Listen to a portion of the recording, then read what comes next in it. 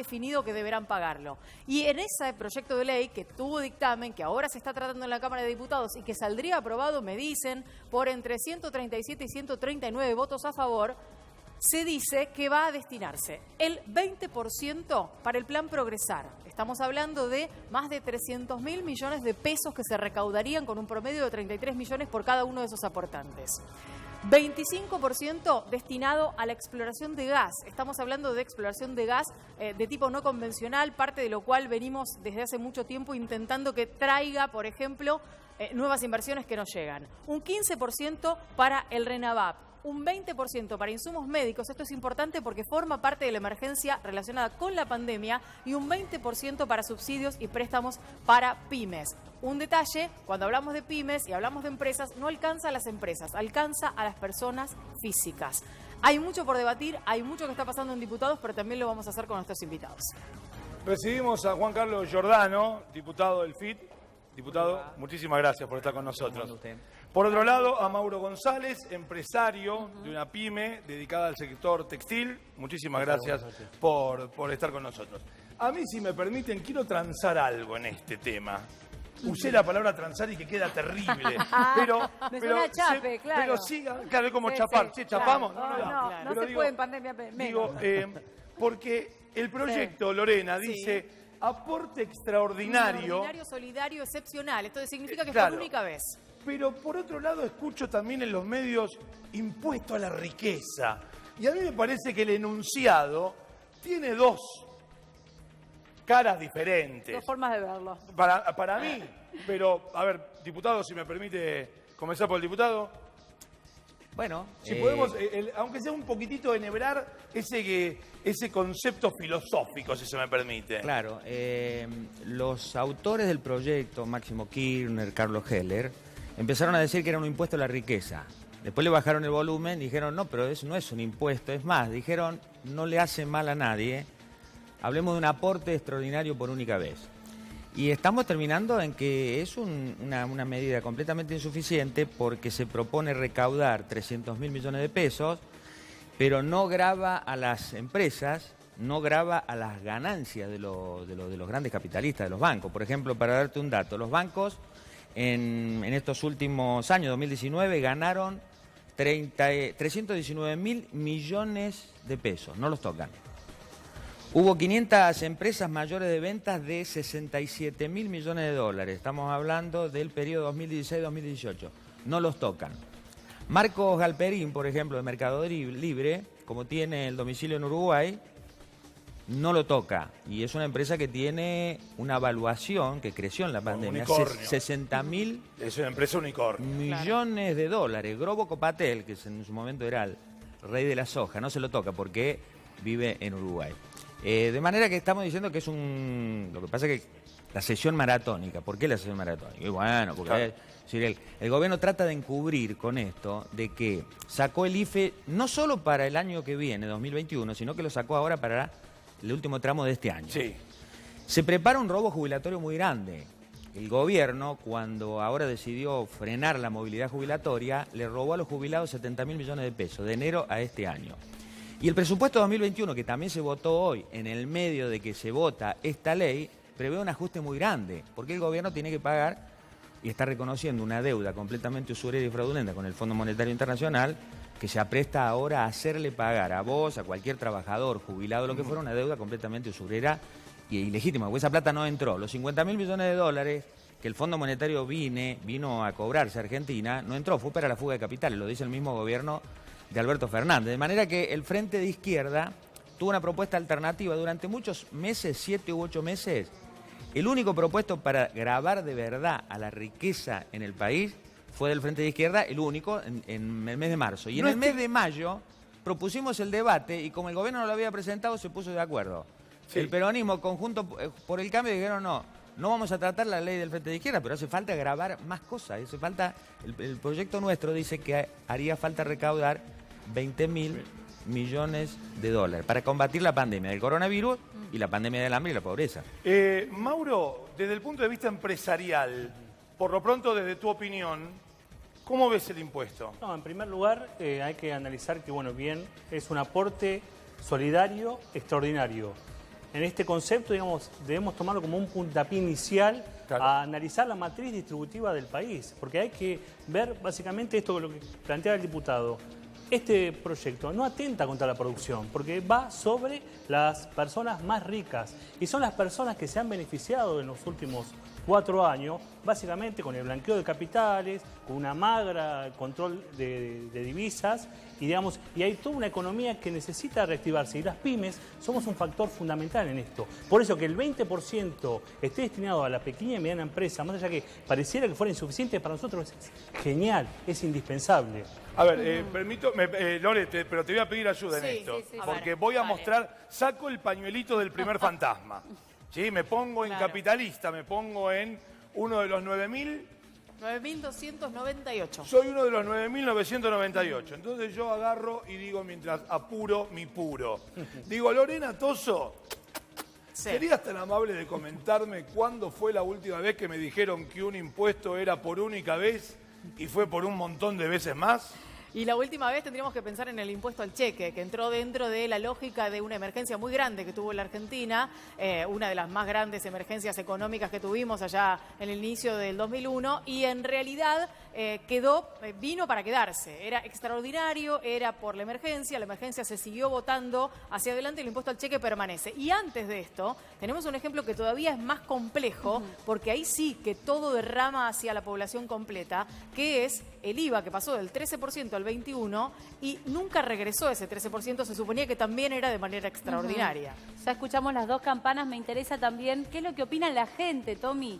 Que nos escriba la gente en Instagram, mira, fíjate, en @crónicacentral, ponen enviar mensaje y queremos que nos cuenten qué opinan sobre este impuesto, qué opinan sobre el impuesto a las grandes riquezas. ¿Estás de acuerdo? ¿No estás de acuerdo? Escribinos también, si no, a nuestro WhatsApp de manera directa, agarrás el celu y escribís 11 26 29 68 04. Este que está acá abajo, queremos que nos cuentes qué opinás vos en casa sobre el impuesto a las grandes riquezas. Mandá tu mensaje, dale, 11 26 29 68 04. Tenés tiempo hasta las 12, apurate y nos vemos en vivo. Primero nos siguen y después opinan. Claro, me cobra el peaje. Presión. Tengo una pregunta para ambos invitados. Ambos están hablando de la necesidad de recaudar. Ambos dijeron que con diferentes miradas esto puede aportar, pero no alcanza, decía el diputado. Es bueno, decía nuestro invitado PYME. ¿Es así en un país en el que lo que sobran son impuestos o lo que hay que hacer es buscar una manera de reformular la matriz impositiva de la Argentina? Si quiere contesto yo. Bueno, empecemos. Antes que nada, si podemos poner qué significa el último concepto que te da la matriz impositiva de la Argentina, es decir, la cantidad de impuestos que se han creado en la Argentina a lo largo de las últimas décadas, muchos de los cuales se sobreponen unos sobre otros y terminan siendo, bajo el mismo concepto, más de un impuesto. Ahí estamos, muy bien. Lo que pasa es que los impuestos tienen que ser progresivos, tienen que pagar más los que más tienen. Recién se hablaba del IVA, impuesto al valor agregado, 21%, uno de los más altos del mundo. ¿Quién lo paga esencialmente? ¿El pueblo trabajador? El que trabaja, sí, el que compra el paquete de yerba en el supermercado. Y por igual, si vos vas a comprar un kilo de yerba, pagás el mismo impuesto si sos jubilado o cobraste un IFE o estás desocupado que Paolo Roca, que tiene una multinacional y está haciendo negocios con el COVID en el norte de Italia. ¿Y por qué tiene que ser del 21%? ¿Y por qué? La otra explicación, porque muchas veces se dice, sin mucho fundamento esto de que se agregan impuestos y es agobiante, porque se demostró en su momento que cuando a los empresarios se les bajan los impuestos, no es que ponen una empresa, dan un aumento de salario, dice estamos más holgados, no, lo ponen en la bicicleta financiera, lo sacan afuera, a tal punto que afuera del país hay 400.000 millones de dólares, a esos 400.000 millones de dólares, ¿quién los tiene afuera? ¿Un jubilado? ¿Una ama de casa? ¿Un trabajador? ¿Un changarín? No, son los grandes capitalistas. Entonces, a los grandes capitalistas, evidentemente que hay que tocarlos. Para la redistribución de la riqueza sería eso, pero no es el doble discurso del gobierno peronista de Alberto Fernández. Tiro una segunda pregunta fantasmagórica. Macroeconómicamente, 300.000 millones de pesos. ¿Cuánto es en volumen? ¿Cuánto es en rosca, en ronda? Es un punto del PBI en principio. Un punto de PBI. En principio. Que, por ejemplo, a ver, díganmelo en IFES. ¿Cuántas vueltas de IFES serían? 3 IFES, más o menos. 3 IFES. Sí, 3 IFES. O sea, tampoco 3,5. Es una ayuda importante. Son 2.000 millones de dólares, para darte una idea. Pero mientras el gobierno... A ver, perdón, 3 IFES más a los que ya se han cobrado.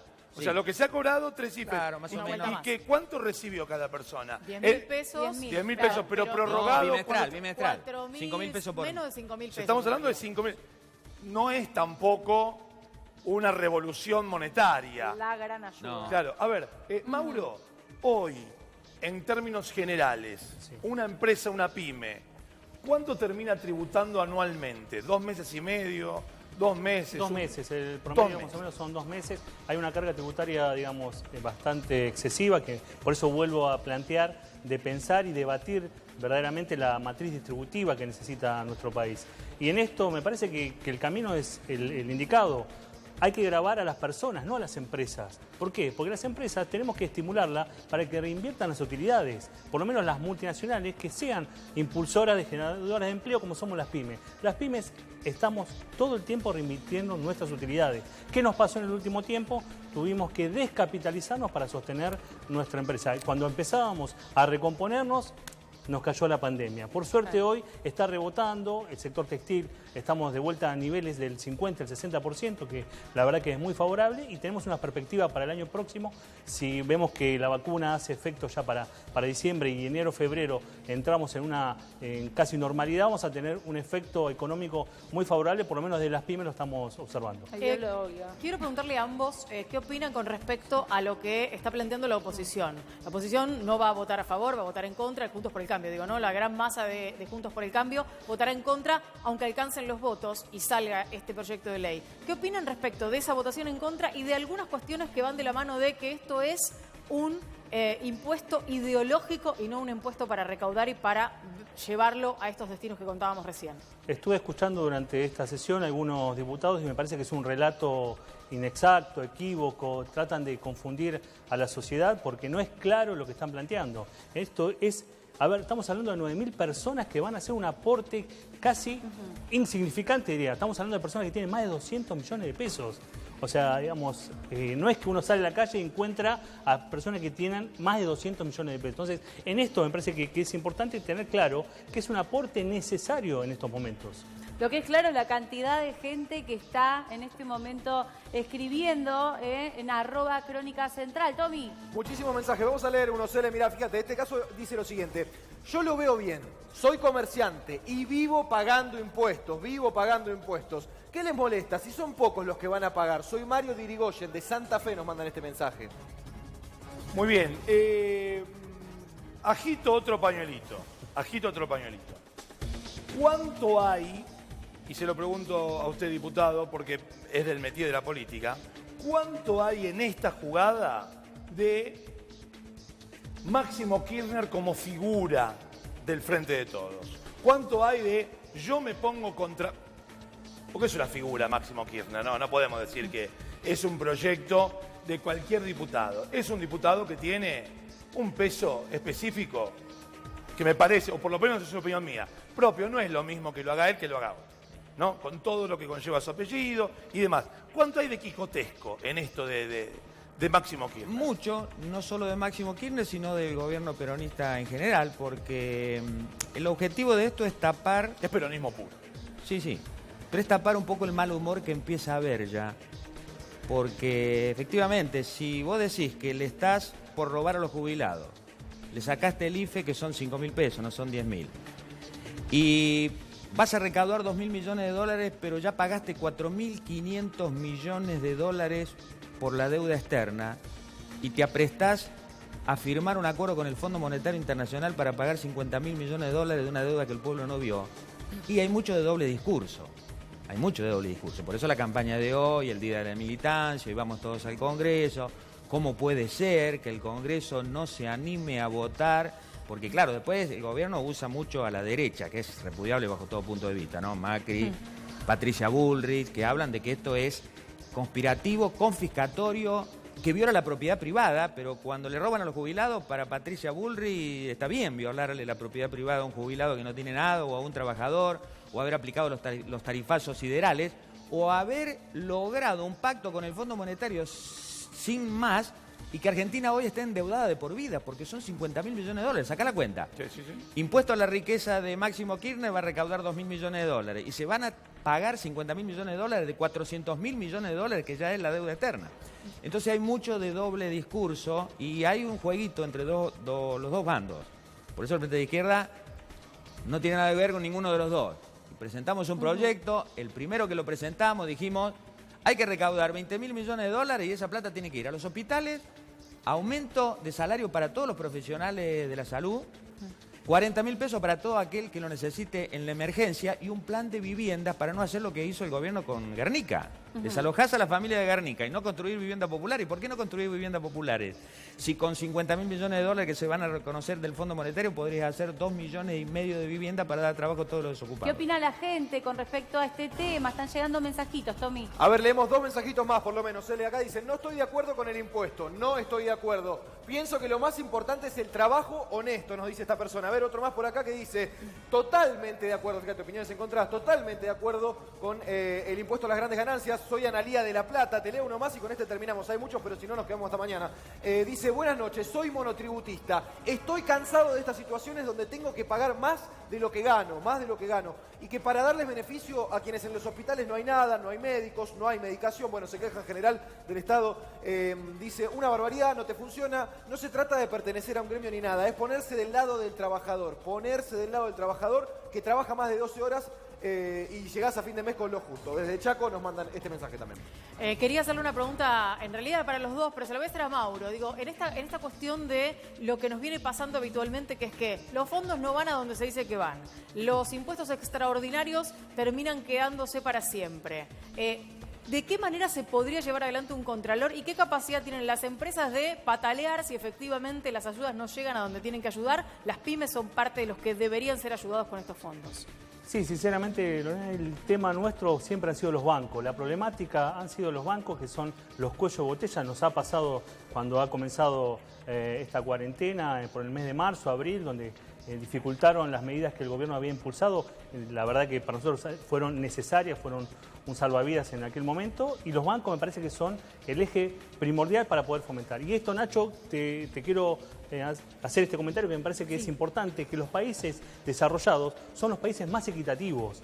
Y esto para mí es algo estratégico. Tenemos que, vuelvo a insistir en lo mismo, repensar la matriz distributiva donde se favorezca la producción y en particular el desarrollo de la pequeña y mediana empresa antes que la especulación financiera. Porque si a alguien le conviene, digamos, entrar en la timba, muy poco probable va a ser que desarrolle o genere empleo. Y las pymes somos generadoras de empleo en este país. Mauro, muchísimas gracias. Gracias, Mauro.